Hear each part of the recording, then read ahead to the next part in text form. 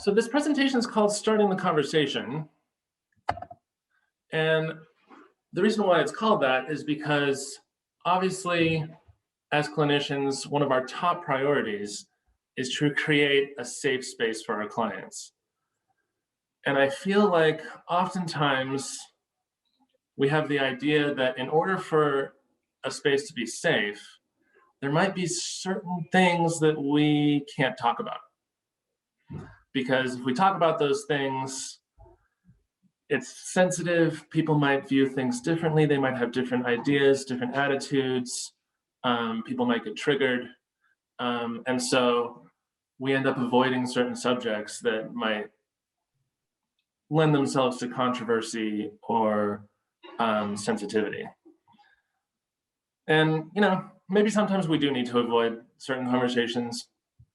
The argument being presented in this presentation, though, is that oftentimes it can be very valuable to talk about the elephant in the room, talk about the ways that we're different, and be really open about things that outside of a space like this, people really don't have permission to talk about and discuss and disagree about.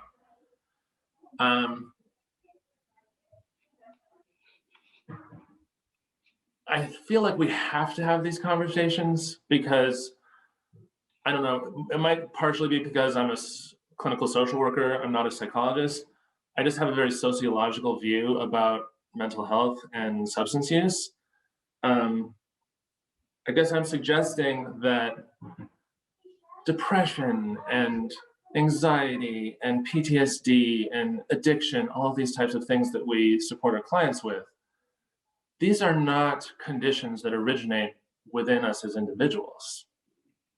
These are social diseases that emerge within the context of structures like homophobia and heteronormativity and white supremacy. And if we don't have conversations about those things, then we're not talking about our clients' trauma with them. We're not talking about the ways that our clients have been judged and shamed and rejected with them. So these conversations have to be had.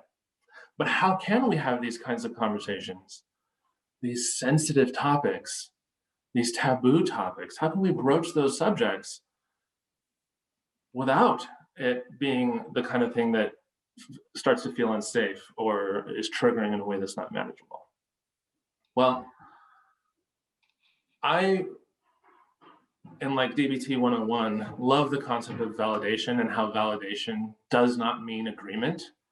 And that's one of the first things that we really instill with our clients here in the program. It is okay for us to see things differently. It's okay for us to disagree because we all have committed and agreed that we respect each other no matter what. And we embrace the idea that there can be multiple truths. And my truth might seem like it conflicts with your truth. And that's all right. I don't have to convince you that I'm right and you're wrong. You don't have to convince me that you're right and I'm wrong. We can just hold space for the idea that maybe we see things differently and that's okay. And so when that's the kind of environment and milieu that we create, we have a space where it's all right for me not to understand something. It's okay for me to lack information or to flat out think that somebody else is wrong. And we can talk about those things without it escalating to a point where anybody feels disrespected. And yeah, I mean, just to highlight the importance of having these conversations, just reading about what's going on with hate crimes, reading about how 44 transgender and non-binary people were targeted and murdered for who they are in the US last year. Hate crimes against Asian Americans are on the rise right now. We can't be silent on these issues. Social justice is a part of our professional ethics. And having these kinds of conversations, it's thousands upon thousands of conversations, it's millions of conversations that turn the tide of public opinion. It's because thousands of conversations have happened that you and I even know what non-binary means. That wasn't the case within the general public 5-10 years ago. So go to this next slide. One thing that we do is, when we're taking this sociological approach with our clients, is we talk about how our different layers of identity, our intersectional identities, are socially constructed. Gender is not the same as sex. Sex is biology. Gender is cultural. Gender is not something I am, it's something that I do. And I learn to do it. Society teaches me to do it. Just like it teaches me to do sexuality and sexual orientation. And we are very frank and open about how things like masculinity and femininity are socially constructed, and we can empower ourselves to decide how we're going to perform our gender roles. We're all under pressure from society to conform to certain gender norms, but it is up to us to decide what we do about that, and to define for ourselves what it means to be a woman, what it means to be a man, what it means to be a gay man, what it means to be non-binary. And there's something really empowering about that choice, because when we frame things like sexuality, gender identity, and even race as socially constructed, then if we learned these different attitudes, if we learned these different norms, then we can unlearn them. And so a lot of our clients, when we talk about these types of things, realize, gosh, there's a lot I love about being a woman. I really embrace being nurturing. I really embrace being emotional and vulnerable. But you know what? I'm going to start rejecting being subservient and submissive. I'm done with that. And I'm done with machismo. There's a lot I love about my Latinx culture, but machismo, I'm done with it. And there's this parallel process happening where our clients are healing their trauma, and there's like this social justice aspect of that, where there's healing and empowerment happening at the same time. So we don't shy away from any of the taboo topics, and we create an environment where it's okay to ask questions. It's okay not to know. We have a willingness to learn and a curiosity. And it's really important for us to acknowledge what we don't know. When we're talking about what it means to be a woman, if I'm a man, then I should be listening, not talking. When we're talking about what it means or what it's like to be gay or lesbian or trans, the cisgender hetero people in the room need to be listening, not talking. And if they are talking, maybe they should be asking questions. And so those are the kind of norms that we run our groups with. And we immediately comment on the process when somebody starts mansplaining or heterosplaining or cisplaining. And we ask that person to lean back a little bit and create more space for the people in the room who have that lived experience. And from my experience, people are really eager to talk about this stuff. And a lot of times people have never thought about it. Like, gosh, what does it mean to me to be a man? And where did I learn that? And what parts of it do I like? What parts of it do I not like?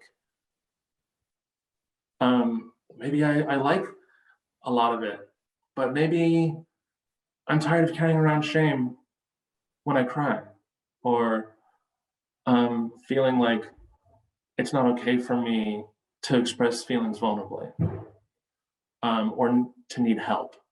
So maybe that part of being a man, I'm gonna work on letting go of. Such an empowering process. And it's also really empowering when folks who do occupy intersectional identities that are different than their peers are able to help expand their peers' horizons and broaden their knowledge. And we have to be careful with that, because we don't want anyone to feel pressure to be some sort of like queer ambassador to the hetero people in the room, explaining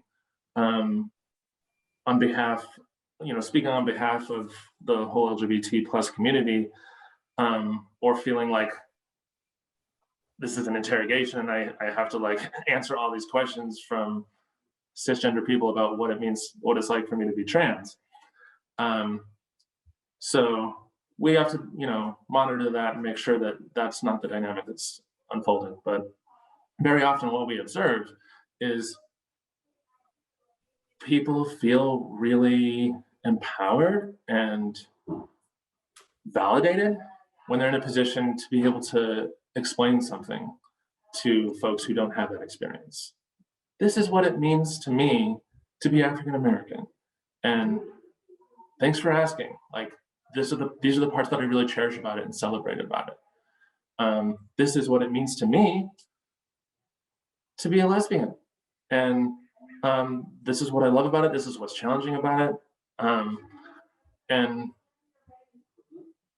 when there's that curiosity and that openness and that non-judgment in the room, it's really safe for people to express those kind of things, and everybody gets to learn from each other.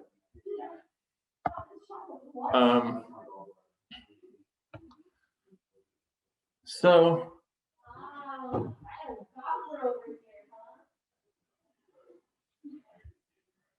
think I mostly covered that slide. This one I think is important. And this is from an activity that we do in group quite often, actually, where I write all of those things on the board and create space for people to write on the board. It is so frustrating when conversations about diversity are framed as though tolerance is the goal that we're aiming for. That is not okay. We have to aim way beyond tolerance when it comes to any kind of diversity. And I mean, that word tolerance, it's like, it kind of acknowledges that I don't like something that's different, but I'll put up with it. That is not enough. And so when we use this tool in group, clients write on the board things that they hate about themselves, things they feel shame about themselves, parts of themselves they feel insecure about, parts of themselves they merely tolerate, things about themselves that they accept, embrace, and celebrate. And what they're really writing about is the ways in which they have internalized society's judgments and society's shame. And so just as a tool of externalizing those feelings and of shame and inadequacy, unworthiness, and locating those feelings as originating outside of me rather than coming from me, like looking at those feelings as socially constructed too, that can be really liberating. And it also really highlights how like we learn these attitudes about ourselves, and that way we can be completely different sexual orientations, different gender identities, different ethnic backgrounds, different cultures, different religions, but all of us can relate to this spectrum right here. And all of us have some things that we feel insecure about, some things that we don't like about ourselves, maybe even hate about ourselves, things that we wish were different. And we can have an open conversation about, like, how do we even come to think these things about ourselves? Where did we get these ideas? And what can we do to change them? What would it take for me to scooch things to the right a couple of notches? If I feel shame about my body, how could I relate to it differently? How could I think about it differently? What things do I need to unlearn? What things have people said to me that have become part of my internal dialogue do I need to cut out of my self-talk in order to push my body image a couple of notches to the right? And so this spectrum here also really highlights that if we're not aiming for tolerance, what we are aiming for is celebrating our differences. And what does that mean? What does it mean to celebrate different parts of my identity and celebrate the ways that my peers are different than me? Well, a lot of it relates to what we were talking about earlier. When we're different from each other, we have things to teach each other. When we're different from each other, we can broaden each other's horizons. And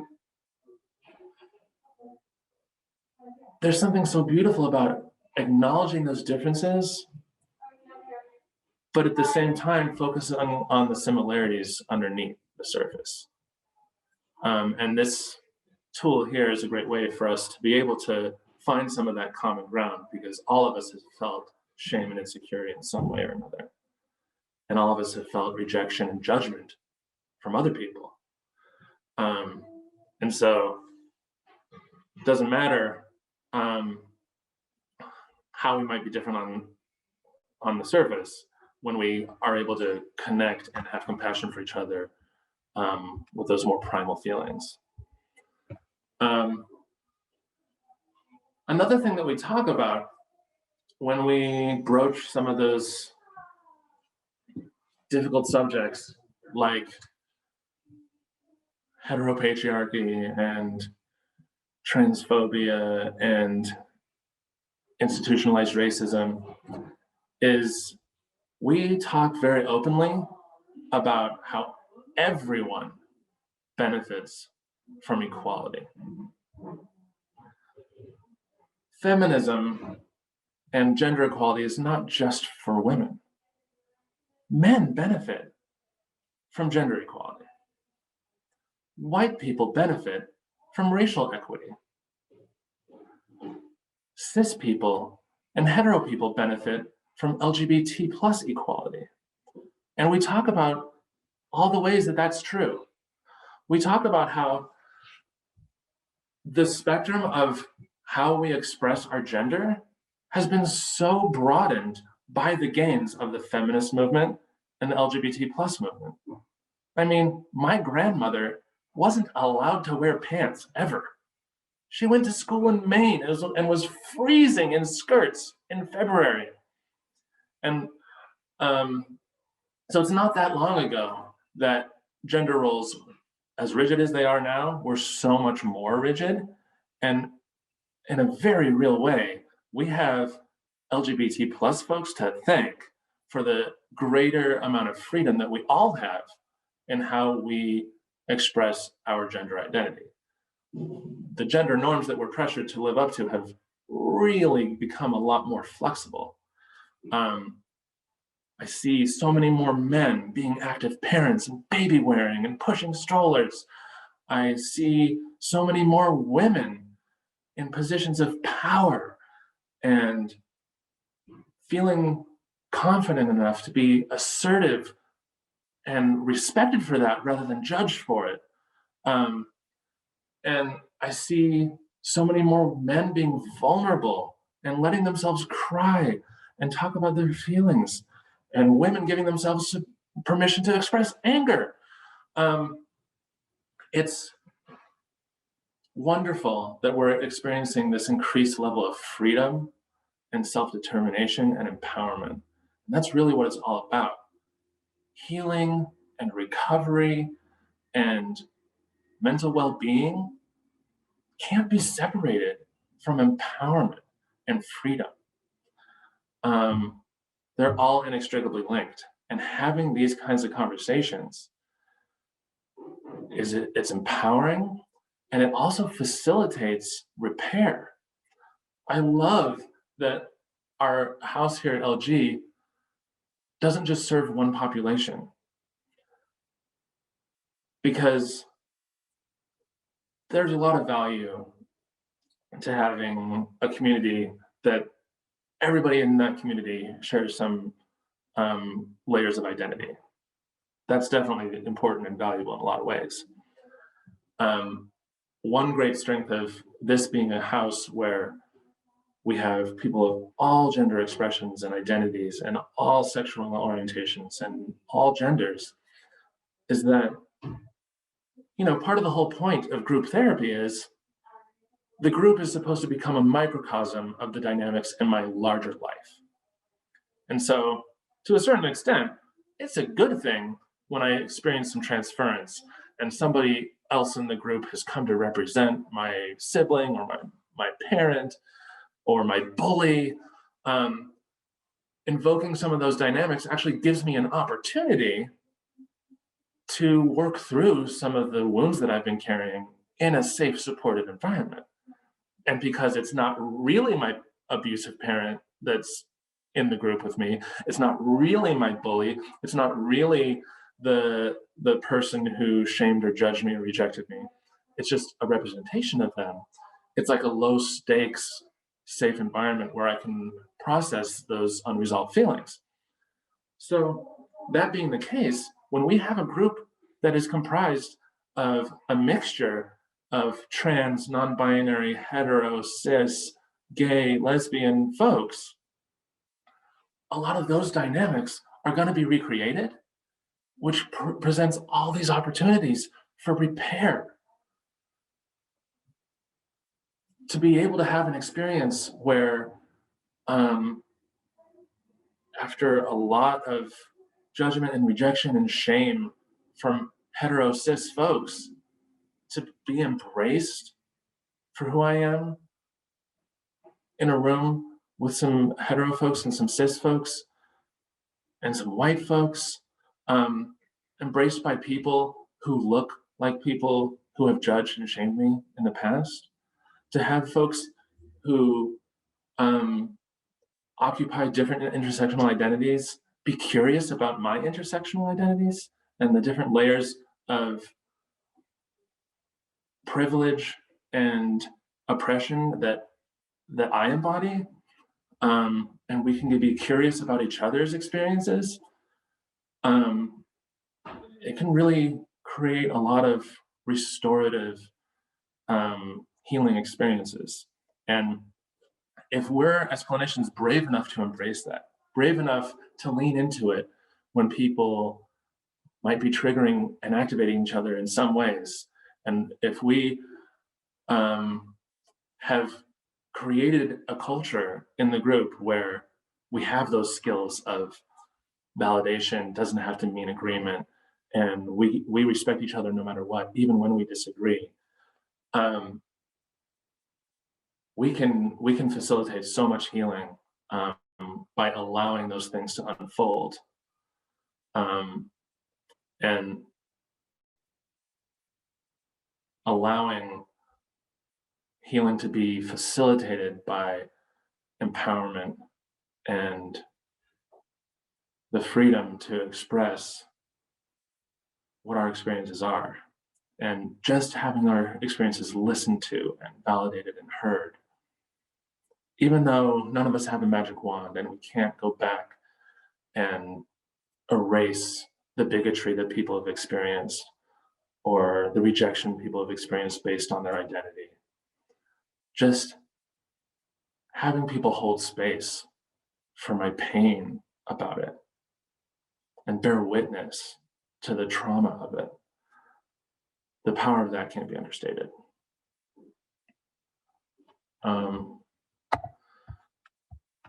So the other thing that we do is we provide education. We talk about the difference between sex and gender. We talk about sex, gender, and sexual orientation as spectrums, and really emphasize that there's no one right way to be a woman. There's no one right way to be gay. There's no one right way to be trans. We all get to determine who we are for ourselves. And we all get to decide what parts of what society tells us we should be, we want to embrace, and what our family tells us we should be, we want to embrace, and what parts of that we want to transcend.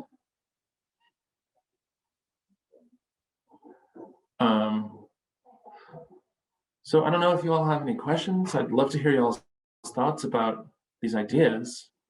Thanks for listening.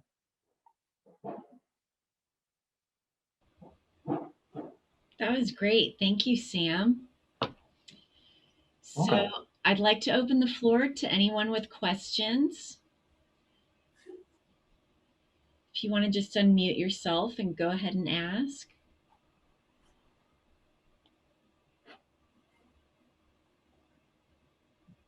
I don't know if I have a question per se, but I just wanted to say thanks. And I liked seeing that spectrum from hate to celebration. That was a visual representation I hadn't looked at before, and it was a nice way to kind of reframe that idea of where people can be along the way. So I really appreciate everything you said, and really enjoyed it. I'll try to think up some questions too as we're going here too. But that was great. Thank you. Thanks.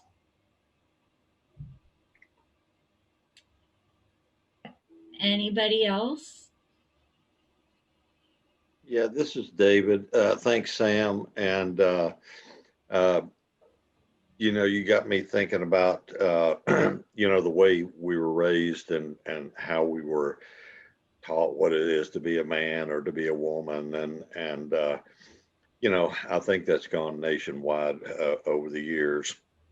In the South, it's been a little more profound, I guess, at times where I was raised.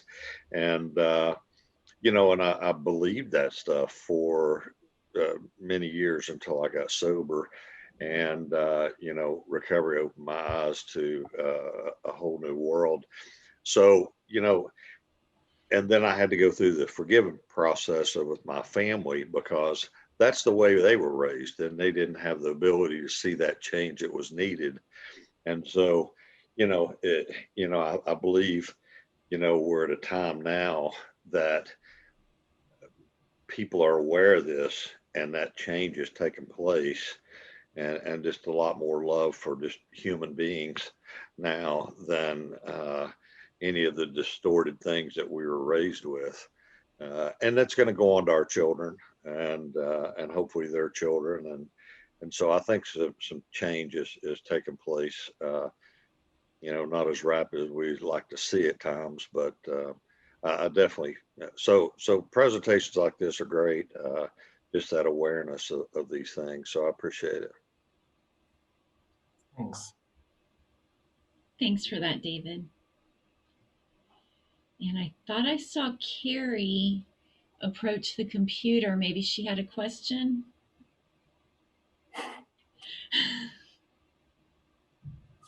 Hey, Sam. Oh my gosh. Thank you so much for this. It's really great to have you, do the PowerPoint, and the awareness is the first thing that, I do need to lean back, because I loved what you said about like when you're in the room with the client or over Zoom, and like listen and ask those questions. What's it like? Those open-ended questions to really get their experience. That's so important.